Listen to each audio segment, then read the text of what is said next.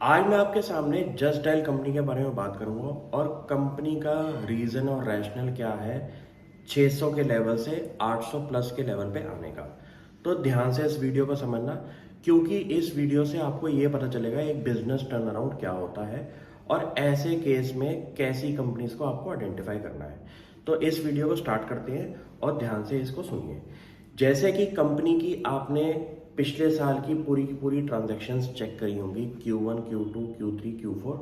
तो उसके अंदर कंपनी ने बहुत बड़े बड़े चेंजेस करे थे, जिसकी वजह से उन चेंजेस का इफेक्ट अब आज Q1 के क्वार्टर में आ रहा है, जो कि लेटेस्ट हमारा क्वार्टर है। नंबर वन चेंज था कंपनी की कोर बोर्ड ऑफ डायरेक्टर्स की जो टीम थी, उसके अंदर सबसे बड़ा चेंज कि रिलायंस इंडस्ट्रीज ने जब इस कंपनी को खरीदा तो उन्होंने अपने सीनियर मैनेजमेंट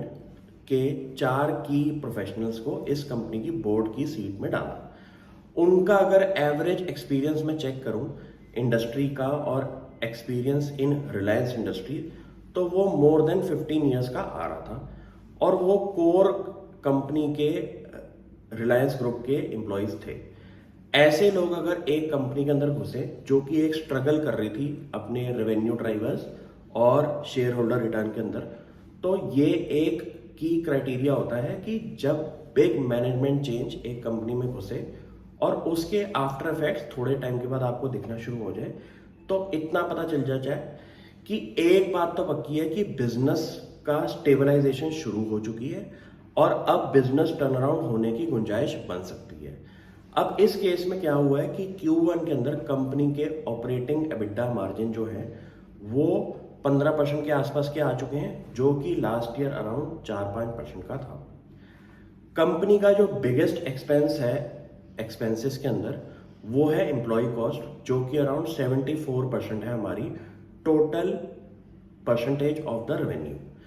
इतना पता चल गया है कि टेक्नोलॉजी कंपनी अगर आपको ऑपरेट करनी है तो उसका सबसे बड़ा कॉस्ट ये होता है कि एम्प्लॉय कॉस्ट क्या है। इस केस में अगर कंपनी एक लेवल पे स्केल करने के बाद अपनी percentage of contribution from employ cost अगर थोड़ी सी कम कर दे, तो मुझे लगता है कि ये स्टॉक आपका और अच्छी तरह से ग्रो हो सकता है। अब ये बात पक्की है कि कंपनी के यूनिक विजिटर्स जो हैं एक क्वार्टर के अंदर 170 मिलियन के जो हैं, वो कंपनी का सबसे बड़ा कह सकते हैं यूनिक प्ले है इस मार्केट के अंदर, क्योंकि ये एक ऐसे विजिटर्स हैं, यूनिक विजिटर्स, जो कि इस वेब आपकी एप्लीकेशन को यूज कर रहे हैं और कोई ना कोई वजह से इस ऐप में आए हैं। और कंपनी की आप वैल्यू ऑफरिंग अगर चेक करेंगे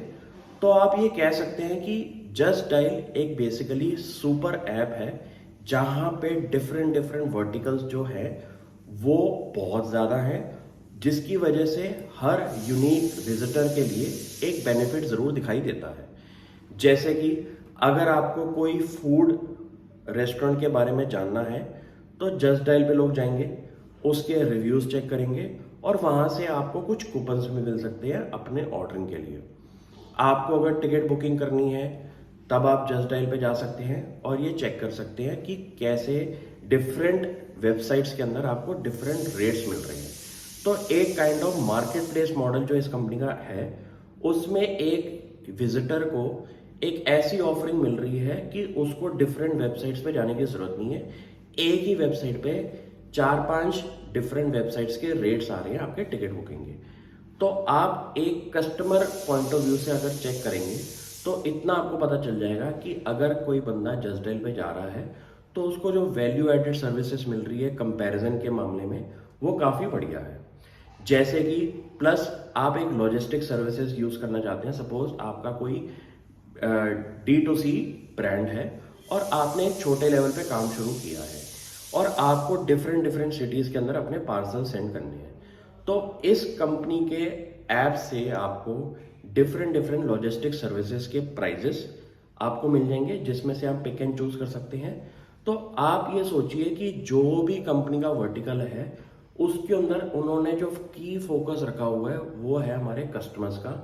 और कस्टमर्स को डिफरेंट मार्केट प्लेस की सर्विसेज जो मिल रही हैं उसकी वजह से यहाँ पे यूनिक कस्टमर्स आ रहे हैं हर क्वार्टर पे। कंपनी का मुझे लगता है एडवर्टाइजिंग रेवेन्यू जो है बहुत बड़ा ट्रिगर हो सकता है रेवेन्यू ड्राइवर का, और इस पे कंपनी बहुत तेजी से काम कर रही है। कंपनी के पेड कैंपेन्स जो हैं वो अराउंड 5,48,000 है, जिसमें मुझे लगता है कि बहुत बड़ी ग्रोथ की गुंजाइश है। और ऐसे स्टॉक्स में जो कि टेक्नोलॉजी ओरिएंटेड होते हैं, उनका अगर टेक जो है वो कस्टमर्स को समझ में आ जाए एज अ यूजर इंटरफेस, तो ऐसे बिजनेसेस के अंदर बहुत ज़्यादा ग्रोथ का मोमेंटम रहता है।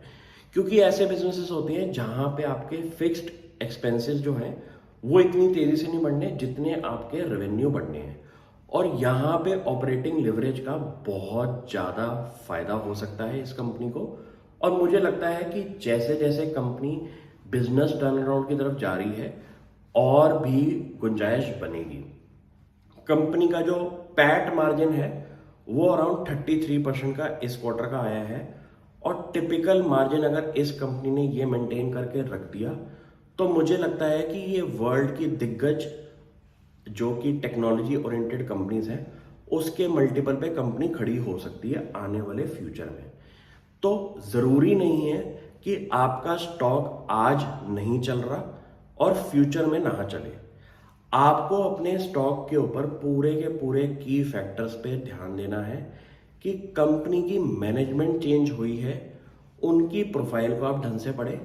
प्रोफाइल पढ़ने से आपको इतना पता चल जाएगा कि अगर इतने बड़े बड़े की मैनेजमेंट के बंदे इस कंपनी के अंदर एंट्री ले रहे हैं, बोर्ड की सीट ले रहे हैं, तो उनका जो टाइम और वैल्यू इस कंपनी को मिलेगा बेनिफिट के तौर पे वो कितना ज़्यादा होगा।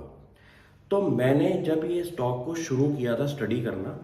तब कंपनी का शेयर प्राइस 500 और 600 के लेवल पे स्ट्रगल कर रहा था, क्योंकि कंपनी को एक विजन नहीं दिख रही थी ग्रो होने की। और कंपनी की जब विजन अब इस टाइम सही बैठ रही है,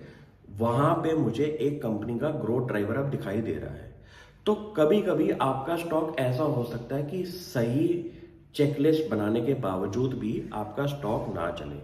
लेकिन इस केस में आपको अपनी पेशेंट इन्वेस्टिंग रखनी है, क्योंकि अगर आपके वैल्यू पॉइंट्स जो आपके क्राइटेरिया के हैं वो सही हैं और उस पर कंपनी धीरे धीरे काम करते हुए दिखाई दे रही है, तो इसमें कहीं ना कहीं एक टाइम के बाद री रेटिंग जरूर बनेगी, और ऐसे केस में आउट परफॉर्मेंस आपकी इंडेक्स के लेवल पे जरूर होती है। लेकिन इस केसेस के अंदर आपको सब्र करनी है और पेशेंटली स्टॉक को ग्रो होते हुए देखना है। तो कभी कभी ऐसे स्टॉक्स के अंदर कुछ टाइम पीरियड तक आपको बिल्कुल ग्रोथ नहीं दिखाई देगी शेयर होल्डर्स के लिए, लेकिन जब वो शुरू होगी ग्रोथ तो आप हैरान हो जाएंगे कि आपकी ग्रोथ का मल्टीपल जो है मार्केट के कंपैरिजन में कितना ज़्यादा है। तो ऐसे स्टॉक्स को वेल स्टडी करें, अपने की ड्राइवर्स नोट्स में बनाएं, और नोट्स ही आगे जाके अगली डिफाइंड कंपनीज आपको आइडेंटिफाई करके देगा। Thank you.